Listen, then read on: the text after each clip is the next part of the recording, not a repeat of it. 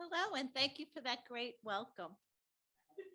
Okay, so here's my story. After 3 years of infertility treatments and no baby from all our efforts, my husband Michael and I began exploring adoption. Like every wannabe parent, Michael and I had visions of lively family dinners, snuggling up on the couch for family movie night, and going on Disney vacations. Michael promised he'd be the one going on Space Mountain. Definitely not me.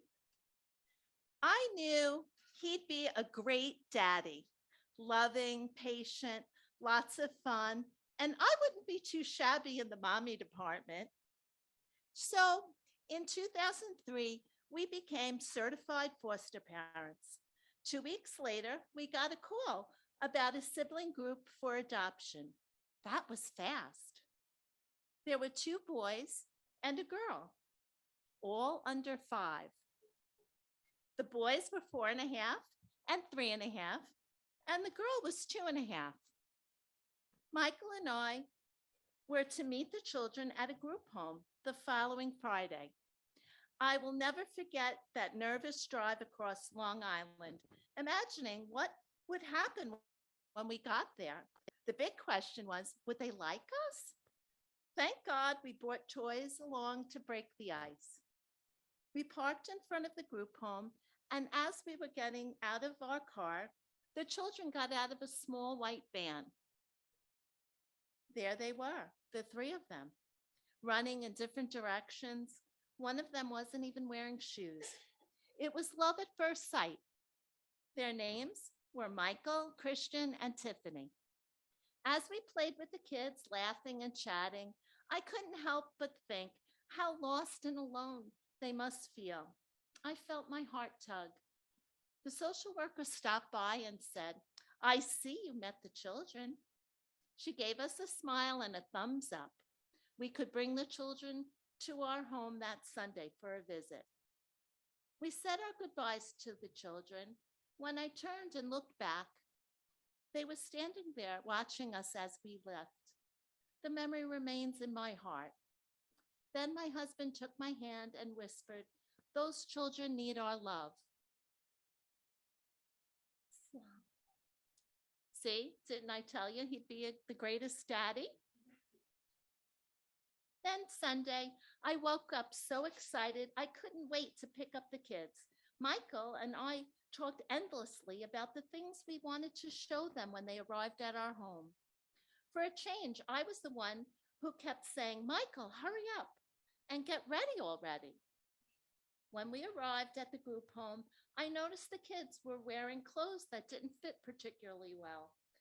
A thought flashed in my mind. I'm sure they couldn't bring much with them when they left their family home.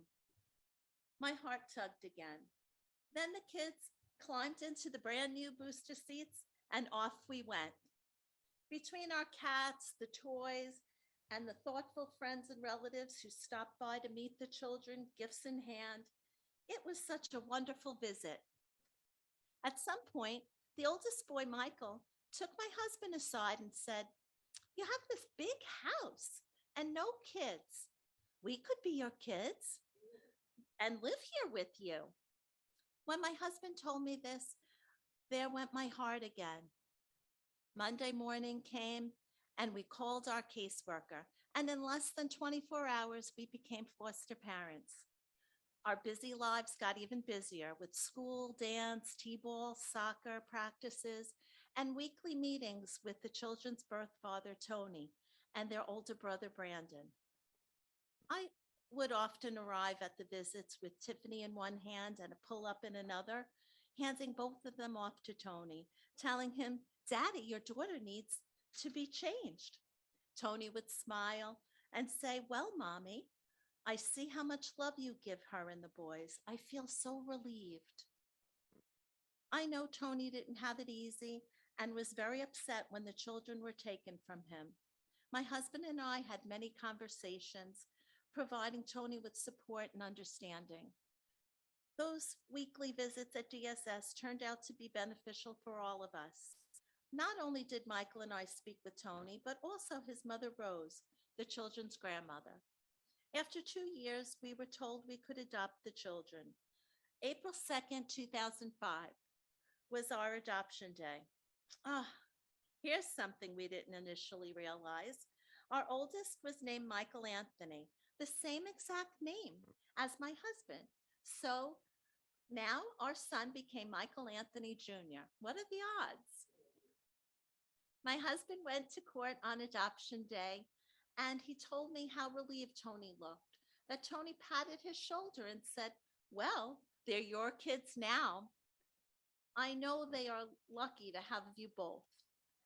We did have a court agreement to wait until the kids were older and settled before reuniting.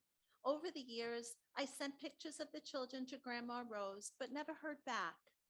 My husband and I were upset we lost contact for the children's sake and also for Tony's. For the next 15 years, we provided age appropriate facts to the children about their adoption so they would know they were always loved by me and Daddy and by Tony, Grandma, and Big Brother Brandon. It wasn't always an easy journey, but whatever came up, we faced it together as a family. Then one day in December 2018, our family was taken by surprise. Our daughter Tiffany, who was now 18, woke up crying hysterically. "Mom, I found our birth dad on Facebook." My husband and I talked to the children about searching for their birth family together and wondered if Tiffany was crying because she thought we'd be angry that she searched by herself. So I let her know how happy I was for her. It turned out she was crying for another reason. Tiffany's birth dad, Tony, messengered pictures of her and her brothers.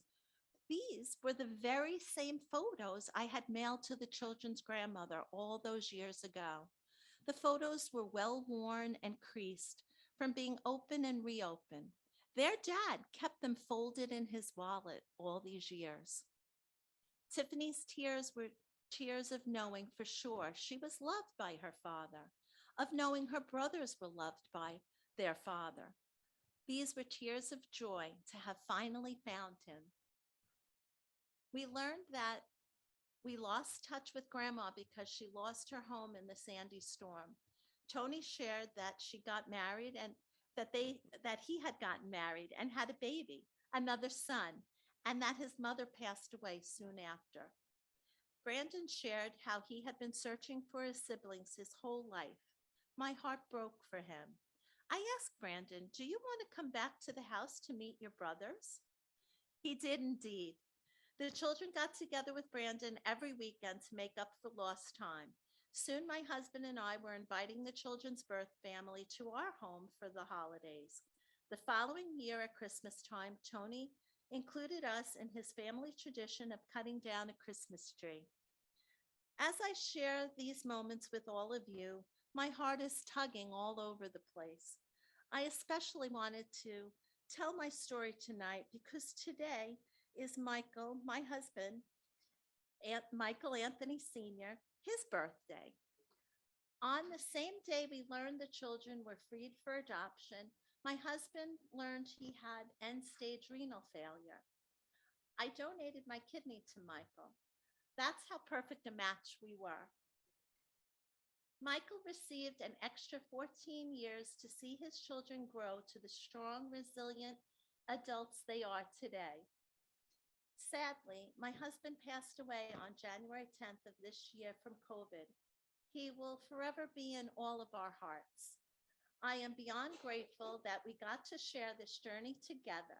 If it weren't for the prospect of becoming a family, I don't know how either one of us would have made it through. I still think back to the day when we first met our children and Michael whispered to me, "Those children need our love." He was right. They very much needed the love of the family that we've become, Mommy, Daddy, and their first daddy. I'm so happy our family was meant to be. Thank you, everyone.